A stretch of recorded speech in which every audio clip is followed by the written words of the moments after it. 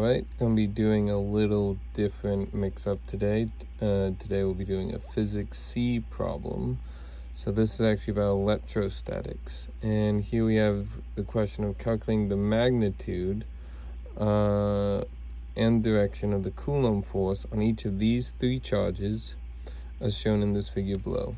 So I rewrote this little diagram here, so let's give these charges a name, A, B, C. Now in these charges, the two things that we need to keep in mind is A, Coulomb force. What do we know? We know opposites attract, and we know likes repel. So we'll do opposites attract, and we'll say that likes repel. Here we have three charges. These are in microcoulombs, so I just converted them over to standard coulombs up top. You just have that 10 to the negative 6 factor that you would add in, similarly to the centimeters. Don't want to do it with centimeters, we want to convert that to a nice standard unit, so we're converting that to 10 to negative 2 meters. Now, using this fact, we are just going to go through each of these one at a time, essentially. So for the F net, for instance, we're going to add up for the F net on the A charge the effect of this, both the pulling from this B charge and the pushing from this C charge. So let's go through that right now, and then using this formula for the Coulomb force right here, Coulomb force, and then let's add it together afterwards. So keep in mind, kind of important, we are going to have the Coulomb force is equal to this K, Q1, which is just the charge you're looking at, and then Q2, which is the other charge, over this R squared, which is the radius squared, so to speak. And I actually had it in my notes. This K is just a constant. Yep, it's going to be 8 let's round that to 8.99, just for convenience sake. 8.99 called K, 8.99 times 10 to the, 9 Newton meters squared, Coulomb squared. Right, and we'll see why it has those units in a second. So this is for the A charge, right? So this is from the force of B on A specifically. Notice that these are both same charges, so these are going to repel. So this will drive A to the left. Okay, in the diagram, our B charge is to the right of A, so it will drive the A charge to the left. And we'll just, go through the Coulomb force. So this is force of B on A. We're going to act on it. This will be the 8.99 times 10 to the 9 Newton meters squared over Coulomb squared, times, then we'll go through these different charges.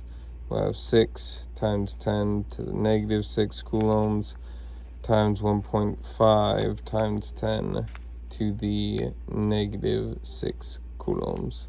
This will all be over the distance between them, which we'll keep in meters, so that'll be 3 times 10 to negative 2 squared, because it is squared in our original formula here.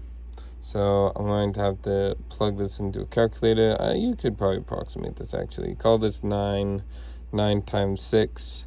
That is 54 times 1.5.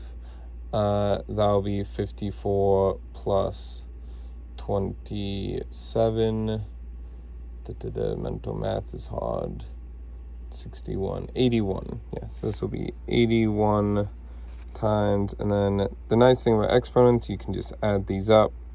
So this will be 10 to the 9 minus 6 minus 6. This will all be over this 3 times, squaring it, it'll be 9 times 10 to negative 4. And we notice that here, when I multiply these together, we have a coulomb on the bottom, coulomb, coulomb. These are all going to cancel out. Nice dimensional analysis. And then similarly, this m squared will cancel out with this m squared down here. Nice. So once we do that, we'll be left with something in units of newtons, which is what we want, and we're basically done. We'll just simplify. This will be 10, 9 minus 6, 3. This will be 81 times 10 to the negative 3 over 9 times 10 to the negative 4. 81 divided by 9, we know that's going to be 9.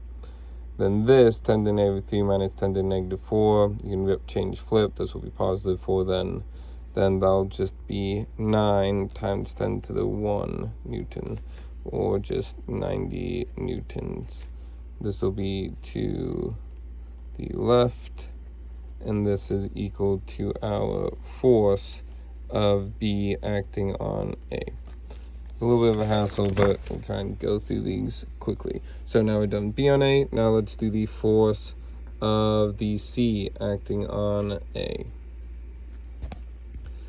Once we do that, reminder, it will be the total radius here, right?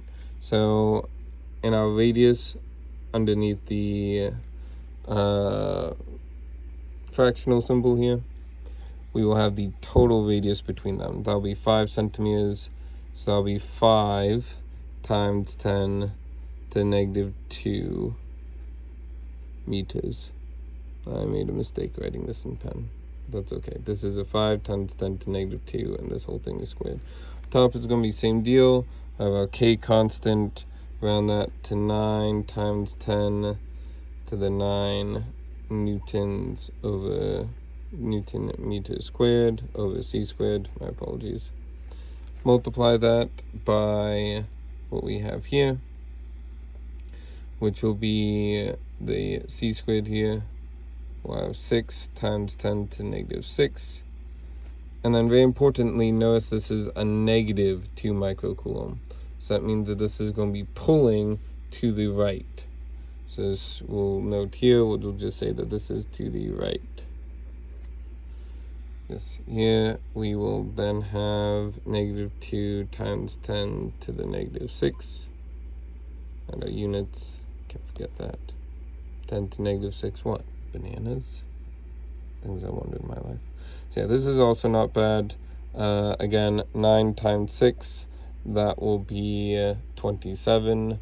And then, does that make sense? No, that doesn't make any sense. 9 times 6 is 54. Right, we were just saying that. And then 54 times 2, or negative 2 in this case, will just be negative 108. That'll be negative 108.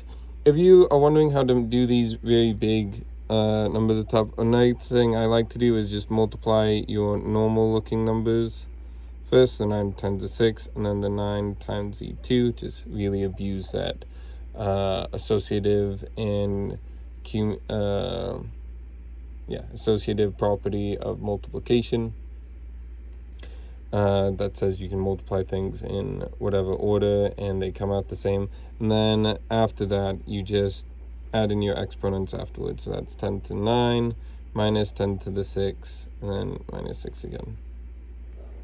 Yes, and this time it'll be over 25 times 10 to the negative 6 in this case. Oh yeah, no, this should have been 6. What am I saying? So really, our answer before 6 should have been 10 to the 3. Alright. Then this, right, going through this will be 25 minus 108. That'll be roughly 4.1 times 10 now to the negative 3 over to the 3 newtons, and this is to the right.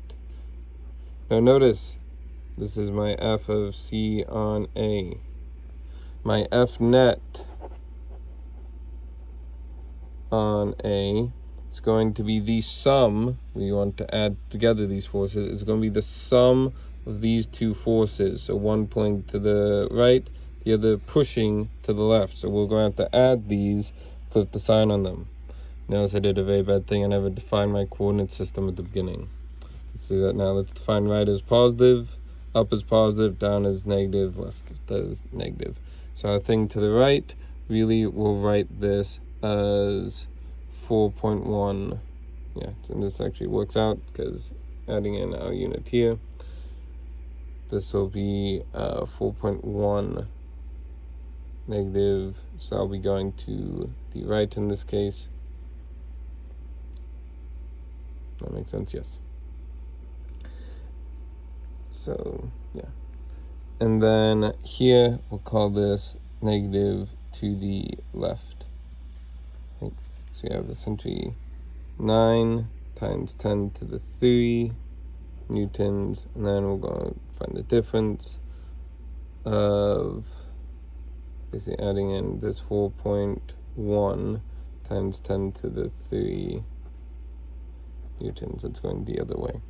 This will end up with 4.9, say negative 4.9 times 10 to the 3 newtons. So this is overall to the left. This is my F net on A. Yes. So just to recap, for going through A, we had to find the forces both from that's being pushed from this B, that's being pulled from the C. We defined right as positive, up as positive, down as negative, left as negative. Found this to be a pushing force to the left using the Coulomb's law and just plug and chug. Then we did the same thing for the pulling force to the right. Going through this, we found our overall F net, which will be a force to the left. Okay, yes, I would go through B and C, but this is already long enough, so I'm just going to stop it here. I know I'm not uploading every day. Frankly, I don't feel like it every day. I'm also working on other things, getting ready for the school year, so that'll be fun. Yes, see you next time.